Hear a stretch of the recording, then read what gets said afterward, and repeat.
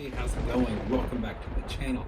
In today's video, I'm going to be talking about one book in particular that is going to be Carrie by Stephen King.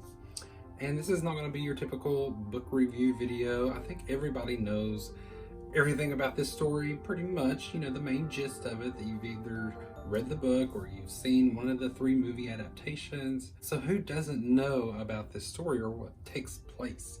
So I thought, instead of just doing your typical, oh, I loved it and I loved the characters and everything, I thought I'm going to do something different. I just want to talk about some things that happened in the book. So while I do have this copy, which was the Books A Million edition, it glows in the dark, which it doesn't glow that brightly, let me just tell you. But I do love the cover of this. I also have 2 other versions of this book, this story. The first one here is one that I've owned for years and years. This is the one I've read at least twice, maybe 3 times. I don't know exactly how many times I've read this story. It's either 3 or 4 now, but I do have that. I'm probably gonna sell that one. And I do have this one as well, which is the book club edition. It's not the first printing edition or anything like that. I bought this before I bought the other one, and I thought, well, I really kind of like that book, that cover too, and it goes with some of the other Stephen King book covers that I bought at the same time. But anyway, so yes, we're going to talk about Carrie, and I have some questions for you that I'm going to sprinkle throughout the video. And it's just going to be a fun little simple video. Definitely let me know your score in the bottom. There's going to be 5 questions. If you get any of these right, I will be super impressed. So don't beat yourself up if you don't know these answers, because they are very obscure details in the story. Okay, I just thought it would be kind of fun just to throw it out there. And if you don't know, then you will know, in case, you know, you go to a Stephen King trivia night or something and somebody asks these questions. That would be awesome. But let me take a moment to appreciate my new shirt. Had to get it. I love this shirt. It's so awesome. I love the 1976 movie adaptation featuring Sissy Spacek. It's one of my all-time favorite horror movies. So I know this story super well, as I'm sure a lot of you do. So let's just talk about some things. There are 7 main characters in this story, and we'll talk about each one of them really quickly because I don't want this video to be super long. First of all, are any characters in this story all good or all bad? Maybe a couple. We're just talking about the main characters, like I said. So one character is obviously Carrie. She's the main character in this story. She's our anti-hero, and she has been victimized her whole life by her religious mother and by the kids in her grade all through school. I mean, she's had a very, very rough life, so she is definitely a victim. However, you know, in this day and age especially, it's hard to root for somebody that destroys an entire town. Let me say this, I almost forgot. There will be spoilers in this video, so if you haven't read the book or watched the movie, definitely go do that first and then come back. But if you already kind of know the gist, I don't think it's going to ruin anything by talking about anything I'm going to talk about. So stick around if you want to, but definitely read the book, definitely go watch the movie. Any of the 3 movie adaptations, well, maybe not the 2013 version. I really don't like that one at all. So anyway, let's get on with it. Okay, so when does the prom night take place? The Black Prom, as it is come to be known. That would be May 27th, 1979. Now, that is not one of your questions. I just wanted to go ahead and throw that out there. It's because I thought it was very interesting that this story was published in 1974, meaning he probably wrote it in 73, 72, somewhere around there. But it is set in 1979, which is the near distant future when this story was published. So, like, what was his reasoning behind setting the story in 1979 instead of, like, present day? I don't know. Maybe since it was his debut, he wasn't sure it would sell and he wanted to set it in the future a little bit. That's just my guess. I really have no clue. But I just thought that was an interesting fact. Like, I know I've read this story a few times and I've forgotten all these details, these small details. So yeah, I just thought that that was an interesting little tidbit. But I'm getting off track already. So like I was saying, are any of the characters all good or all bad? In the case of Carrie herself, she is definitely a victim. She's always been a good girl, has been beaten into her by her mother her whole life. She's a senior in high school, and she has finally had enough, especially after that shower scene. So yes, she has definitely been good up to the point of prom night, when she has had enough. So she decides to take matters into her own hands. Now, this is where she kind of becomes a villain, an anti hero, you know. So a lot of people die, and we'll get to that question last, because that is one of your questions. So let's go to Margaret, her mother. Her mother is basically a nut job, okay? A religious freak who has definitely abused her daughter. Carrie's father died when she was just a baby, so she doesn't even know who he is. So your first question is going to be, what is the name of Carrie's father? The answer? Ralph. Ralph White. He died shortly after Carrie was either conceived or born. I think it was shortly before or shortly after she was born. So he wasn't a big part of the story, obviously, but he did stop Margaret from murdering Carrie when she was an infant. So yay, thank you, Ralph, I guess. Editing Michael here, just jumping on real quick to clarify a few things actually. So it was Margaret's grandmother, not Carrie's grandmother, that had the same telekinetic abilities. Ralph, that was getting confusing too, because earlier in the book it said that Ralph died before Carrie was born, right? So it says here that Carrie was born September 21st, 1963, and her father, Ralph, died in February of 1963. So at the beginning of the book, if you're in the paperback version here, it says that he's dead. But towards the back of the book is when Margaret's remembering that her grandmother had the telekinetic abilities, and also a few weeks after Graham died, Margaret went in to see Carrie in her crib. She was just a baby, and there was a bottle hovering over her, so Margaret knew right then, and she went to go kill her. She said, it says here, Margaret had almost killed her then. Ralph had stopped her. So right there you have it, folks. There's a contradiction in a Stephen King book. Who knew? What? I think Ralph did die before Carrie was born. That's the way it was in the movie, anyway, the last movie that came out. So if he was dead before she was born, he couldn't have stopped her from murdering her when she was a baby. So I just wanted to clarify that. But yeah, so anyway, back to the video. So there was another time that Margaret tried to kill Carrie, and that was after the dirty pillows incident, when 3-year-old Carrie sees her teenage neighbor in a bikini, and it freaks Margaret out, and she plans on killing Carrie by strangling her at that time. But then this flex, which Carrie calls it her psychic ability to move things, a flex. But this flex, she starts to remember towards the end of the novel, and it was like something just beyond her, like beyond her imagining, beyond her comprehension. But she brought down a rain of stones from the sky. They all fell on the White House only. So Margaret has always known that Carrie is different.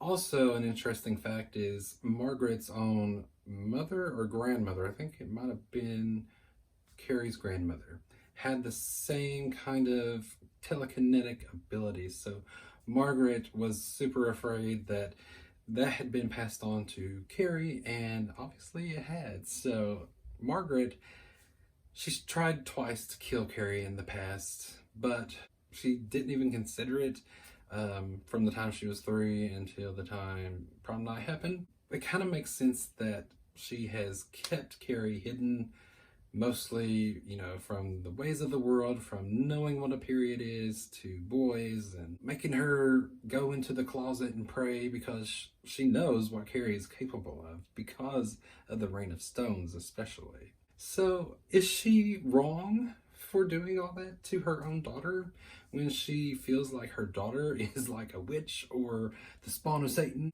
I mean, what would you do if your child had these crazy abilities? And Luckily for Margaret, those abilities kind of disappeared after all that until her senior year when she gets her period and then she starts coming into her own powers. And you know the story. Why am I telling you any of this? But it's just to say that, is Margaret all bad? Did she have some redeeming qualities for trying to keep Carrie kind of sheltered and out of the public eye? You make your own decision. Sue Snell. Sue Snell. I've always had an issue with Miss Snell. So she's the one that kind of got this whole story started. She felt so bad for participating in throwing the tampons at Carrie at the beginning of the story that she just couldn't get over it, and it changed her. It really made her see what she had done to Carrie and what Carrie had gone through her entire life of being bullied. So she really wanted to do something to make herself feel better, I guess.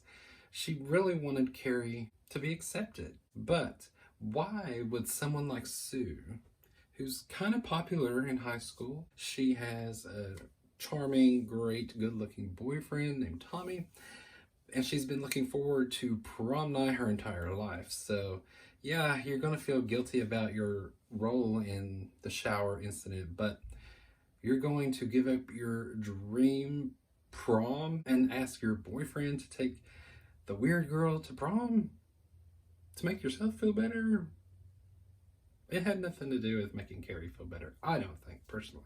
Sue, she tries to do the right thing, but her motives, I've always had a problem with it. I don't understand, for one, why she would not tell Carrie what's happening, why she's asked Tommy to ask Carrie to the prom, you know what I mean? Like, why would you just not tell her? And Tommy, he's a good guy too, but he doesn't tell Carrie the real reason that he has invited her to prom. So they're both kind of deceitful. They're not all good. And so then we get to Chris Hargensen and Billy Nolan, our main, well, I can't even say main villains in the story because there are several villains in this story.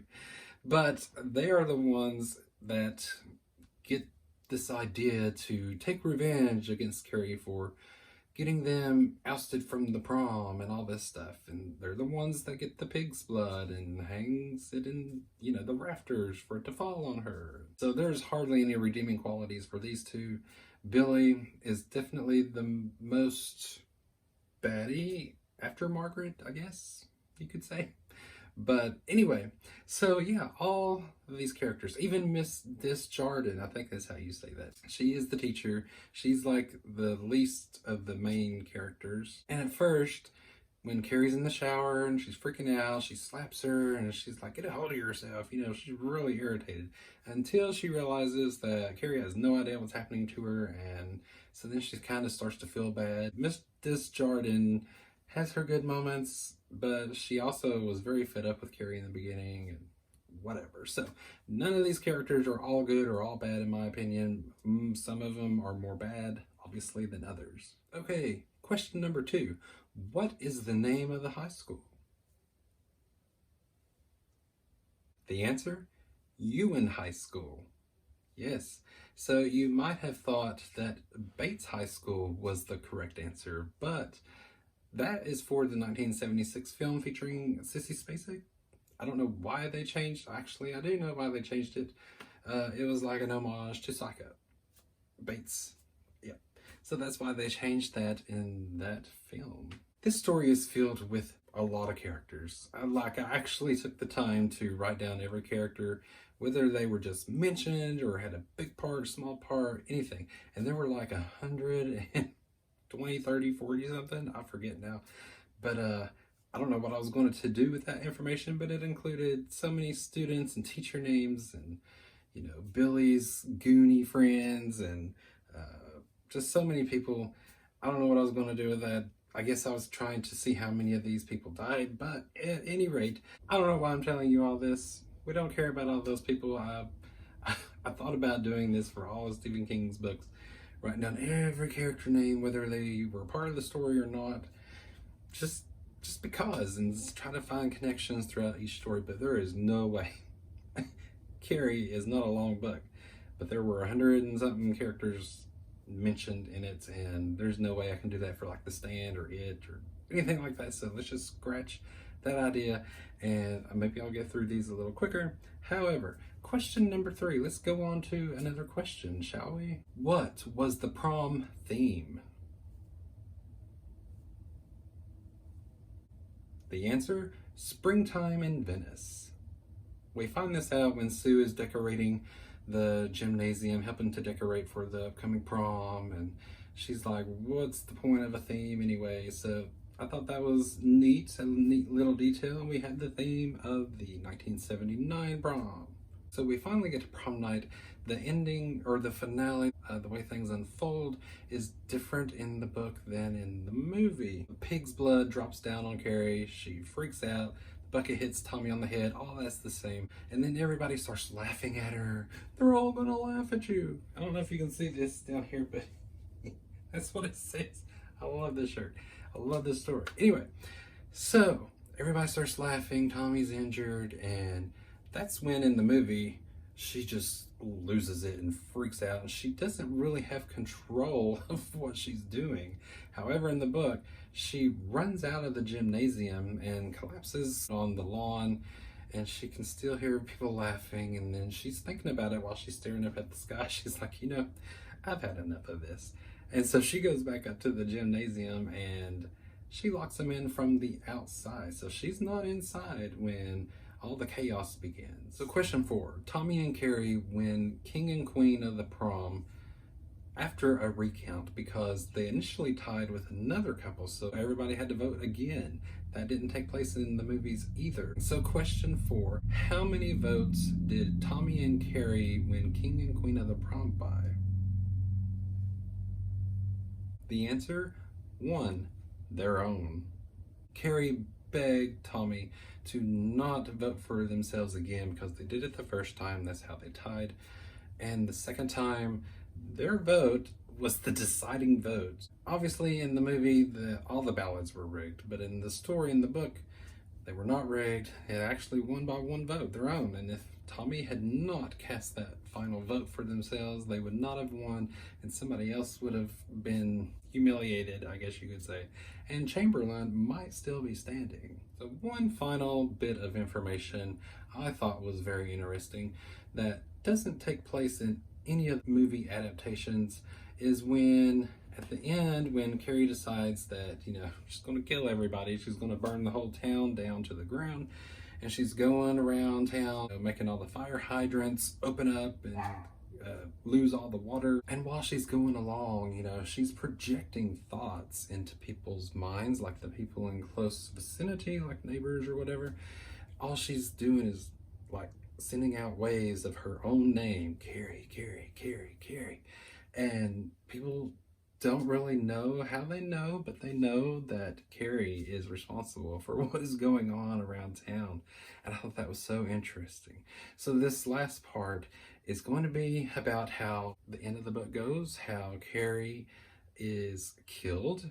So after she kills her mother by making her have a heart attack, she escapes into the night and she goes to the motel or the dive bar or wherever that Margaret and Ralph initially met or had sex, or something was connected to that place for Carrie. That's also where Chris and Billy were staying.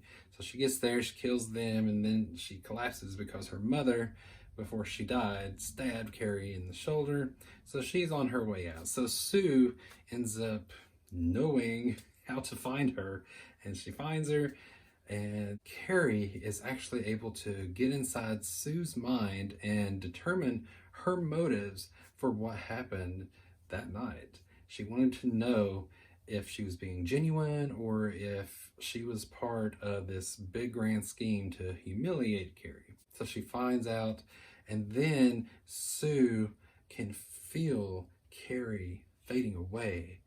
And so it's like Sue is experiencing Carrie's death along with Carrie. It's so interesting. None of the movies have touched on that subject, but I thought it was great detail and just something you don't see every day. That really freaks Sue out. So another thing before we get to the final question is this story is broken into the current present day, which is the seniors and what's happening at prom, but also intertwined within the scene breaks of the main story are future articles written in the 80s regarding what happened on prom night. So we know everything that happens before it happens in the story, in the present day. So we know that Tommy dies before he does. We know that Carrie dies before she does. It goes into such great detail about like telekinesis and what if there are other people out there like this and what's going to happen to the world and all this stuff. There are 2 out of the 7 main characters that survive. That's Sue Snell, who also writes a book in the future, and also Miss Desjardins. She survives. She dies in the movie, and in the movie, the original movie, her character name is actually Miss Collins. I don't know why they did that. I have no clue. It's not like an homage to anybody that I can think of. But anyway, so our last question number 5. How many people died on prom night? The grand finale total, after everything was said and done, was 440 victims. 440 people. 67 of those were high school seniors. They all died that night, and there are actually 18 others that are still missing. So that's all I gotta say about Carrie. I loved it. Let me know in the comments how many of the questions you got right. I would love to know if you got any of them right. You are a super fan, and I love you. Well, that's it for me. Thank you so much for tuning in. I hope you all have a great day. Be kind to each other because you never know what somebody's going through. And I'll see you in the next one.